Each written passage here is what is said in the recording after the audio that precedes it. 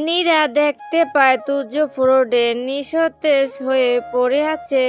হাতের দিকে তাকাতেই নীরা চমকে যায়। হাত থেকে রক্ত পড়ছে। এখন সে কি করবে কিছুই বুঝে পারছে না। কেউ যদি দেখে ফেলে কি হবে এখন? তারা নিশ্চয়ই সন্দেহ করবে। নীরা আশেপাশে তাকিয়ে দেখে এখানে কেউ নেই। নীরা হাঁপ ছেড়ে বাঁচে, কিন্তু তার চিন্তা হচ্ছে তুর্যর জন্য। তার জ্ঞান ফেরানোর দরকার আর হাতের ব্যান্ডেজ করতে হবে। কিন্তু তুর্যকে উঠাবে কি করে সে? কি করে নিয়ে যাবে তুর্যকে রুমে? আর না নিলেও তো সমস্যা হয়ে যাবে। নীরা আটকে গেছে এক মহা মুসিবতে। নীরা কোনো রকম তুর্যকে টেনে টুনে নিজের রুমে নিয়ে গিয়ে বিছানায় শুয়ে দেয়। তুর্যকে এই একটু জায়গা এনে যেন নীরার হাঁপানি রোগ হয়ে গেছে। সে অনবরত হাঁপাচ্ছে। নীরা নিজের দরজা বন্ধ করে দিয়ে আবার তুর্যর কাছে আসে। তুর্যর চোখে মুখে পানির ছিটা দেয়।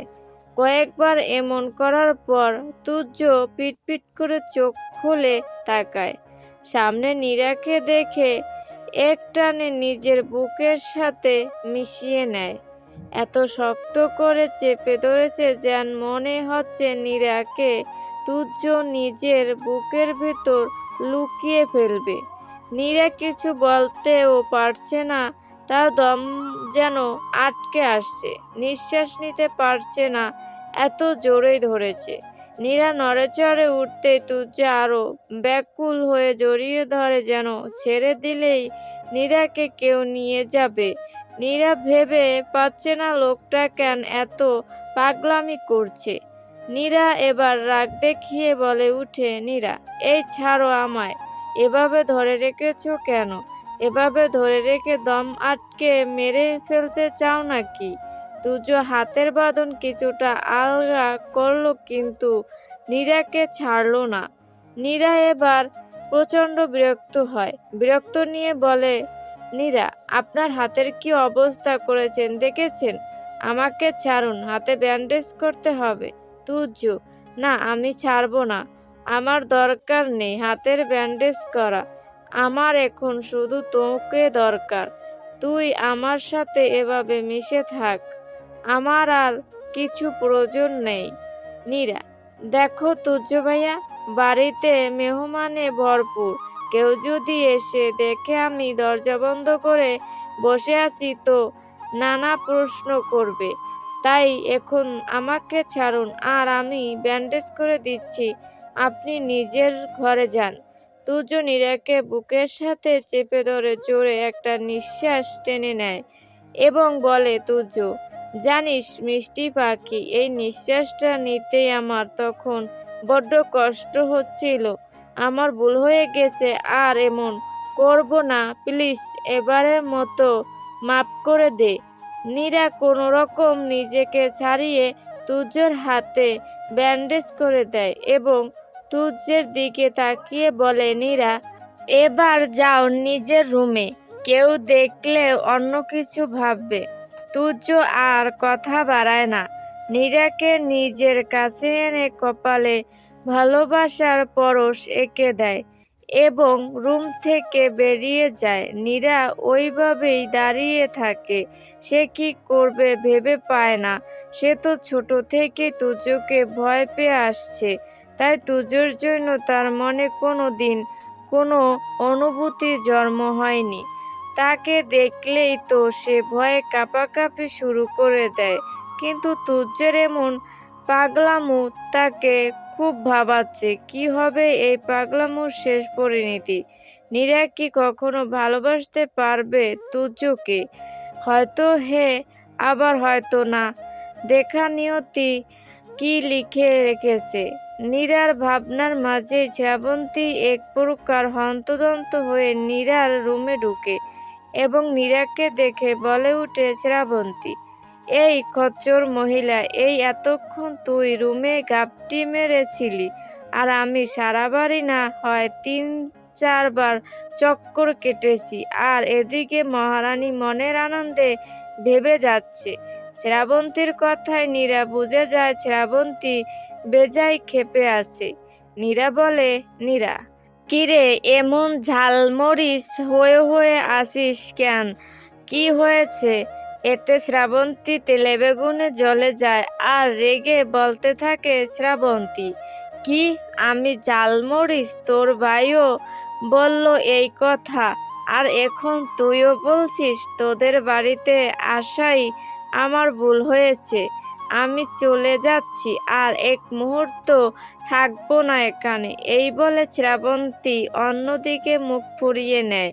শ্রাবন্তীর এমন রাগ দেখে নীরা হেসে ফেলে এবং শ্রাবন্তীকে পিছন থেকে জড়িয়ে ধরে বলে, নীরা, ও লেলে, আমার জানটা রাগ করেছে। আচ্ছা, কেন এত রাগ? আমাকে কি বলা যাবে? নীরার এহেন আদুরে কণ্ঠে শ্রাবন্তীর রাগ যেন গলে মোম হয়ে গেল। কিছুক্ষণ আগে শ্রাবন্তী বাগানের দিকটায় হাঁটছিল, ফুলগুলোতে হাত বুলিয়ে দিচ্ছিল। তখন আচমকা তার সামনে হাজির হয় সাগর। সাগরকে হঠাৎ এখানে দেখে কিছুটা বিরক্ত হয় শ্রাবন্তী।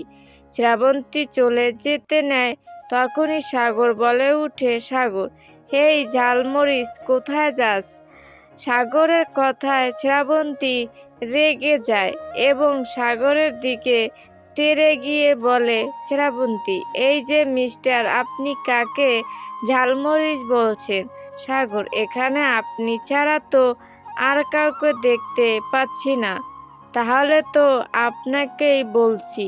শ্রাবন্তী, আপনি কিন্তু বেশি বাড়াবাড়ি করছেন। আপনাকে আমি দেখে নেব। সাগর, এখনই দেখে নাও। এই তো আমি জলজ্যান্ত একটা মানুষ তোমার সামনে দাঁড়িয়ে আছি। কি কি দেখবে বলো, আমি সব ওপেন করে দিচ্ছি। শ্রাবন্তী সাগরের কথায় প্রথমে ভ্যাবাচ্যাকা খেয়ে যায়, আর যখনই সাগরের কথার মর্মত বুঝতে পারল তখনই শ্রাবন্তী আরও রেগে যায় এবং সাগরকে বলে, শ্রাবন্তী, আপনাকে খুন করব আমি, অসভ্য ছেলে।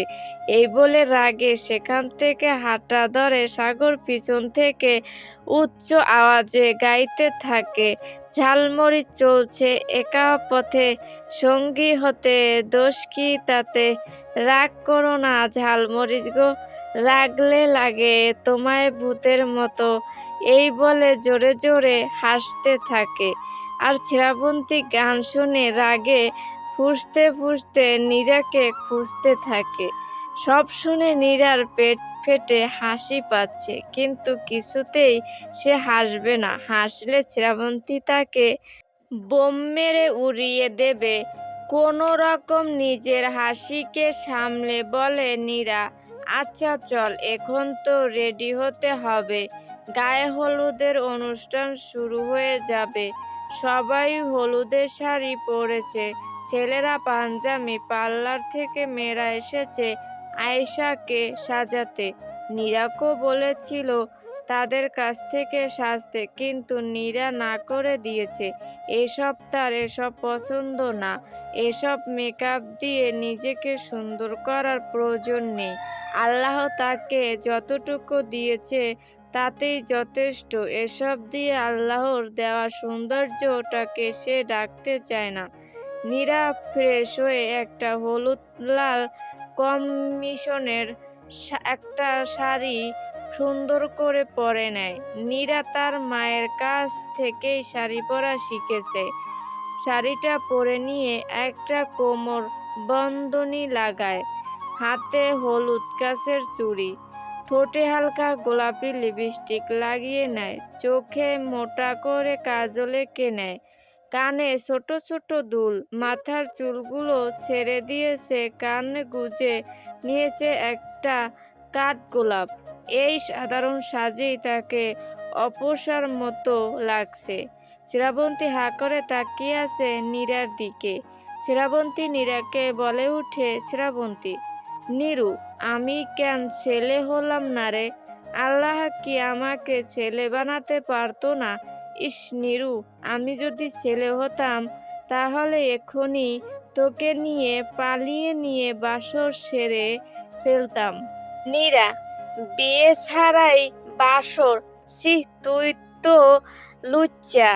দুজনেই উচ্চ শব্দে হেসে উঠে। শ্রাবন্তীও রেডি হয়ে নেয়, তাকেও অনেক সুন্দর লাগছে।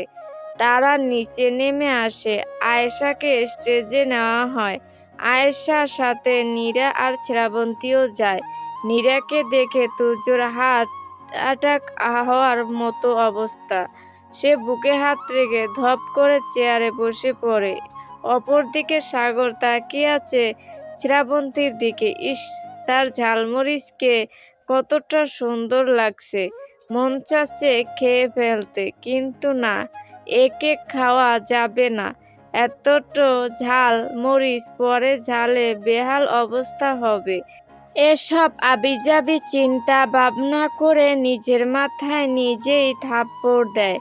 আশাকে হলুদ দেওয়া হলে নীরা ছোটদের এবং শ্রাবন্তীকে আরও কয়েকজন কাজিনকে হলুদ দিয়ে ভূত বানিয়ে নিজে দৌড়ে পালায় এবং বলে যায়, নীরা, আমাকে ধরতেও পারবি না আর দিতেও পারবি না।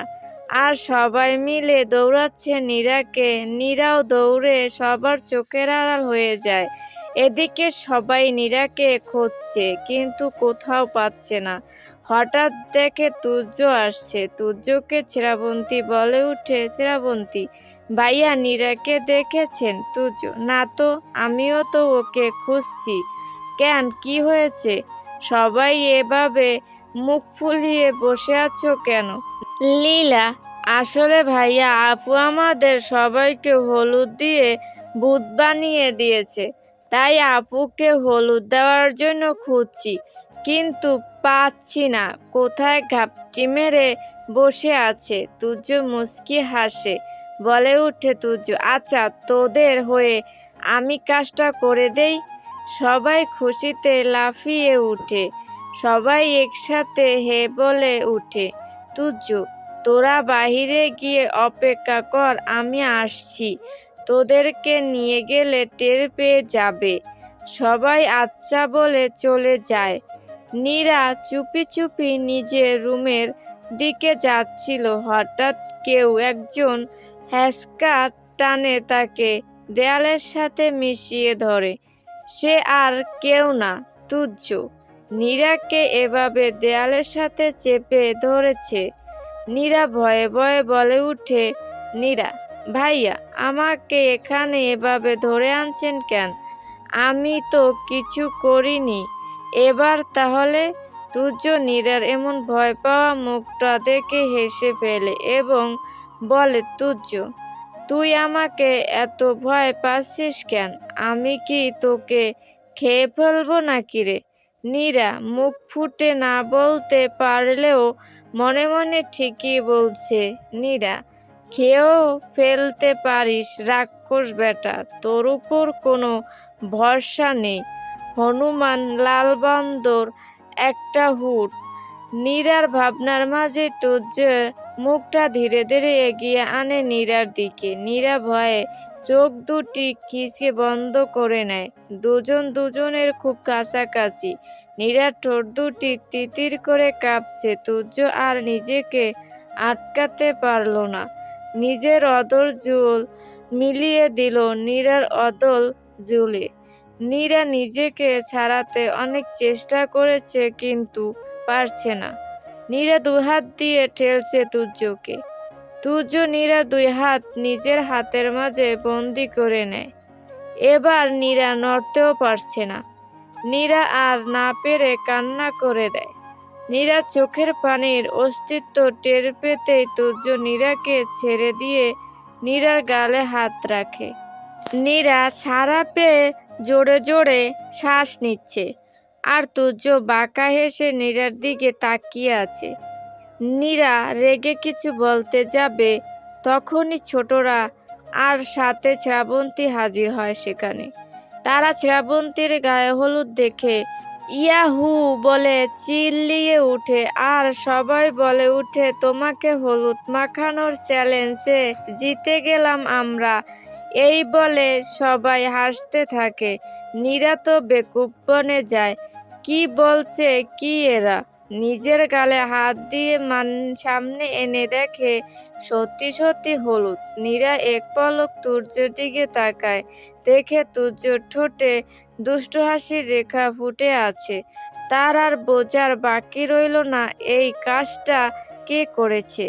এরা এই বজ্জাতটাকে দিয়ে নিজেদের কাজ হাসিল করেছে। মন চাচ্ছে এটাকে এক ঘুষি দিয়ে দাঁতগুলো সব উধাও করে দিতে। বেটা বজ্জাতের হাড্ডি। ওরা তো এখনো হেসেই যাচ্ছে। এতে নীরার রাগটা যেন মাথায় উঠে যায়।